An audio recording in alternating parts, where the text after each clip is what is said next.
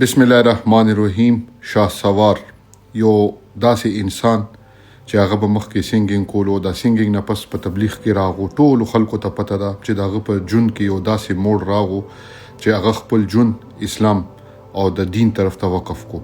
خو بدقسمتۍ دا دی چې کله نه ټیک ټاک راغه، د ټیک ټاک پیسې، د ټیک ټاک ماحول دا دې طرف ته هغه واپس ذهن ولا چینج کو او هغه واپس مکه ګنده دنیا ته راوستو.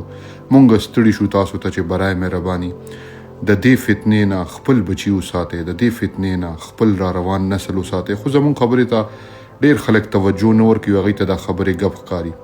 شاه سوار دومره خوږ انسان دی چې هغه سره کله تاسو ملو شئ نو ستاسو زړه به نه کېږي چې زه د ده نه پاسم.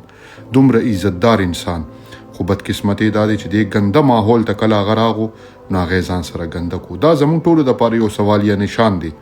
پیسې شاه سوار سره مخکې وي، اوس یې هم ګټلی شوې، خو هغه ته دا پته ولګېده چې ما ته خو دلته کې بل څه هر څه میلاویږي.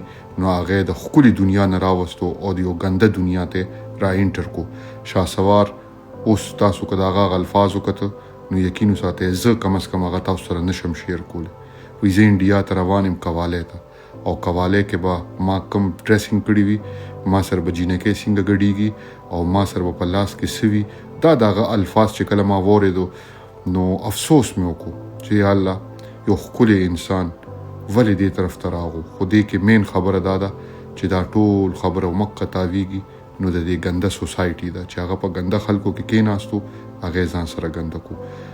تاسو ټولو ته زما ریکوست دی، شاه سوار ته دعا وکړئ چې یا الله دا ښکلی انسان دی، د دې ګنده هر څه نه واپس ښکلي پاک ځای ته راولي. موږ به صرف دغه دعا کولی شو. تاسو ټولو ته مې ریکوست دی چې شاه سوار ته بد مه وایئ.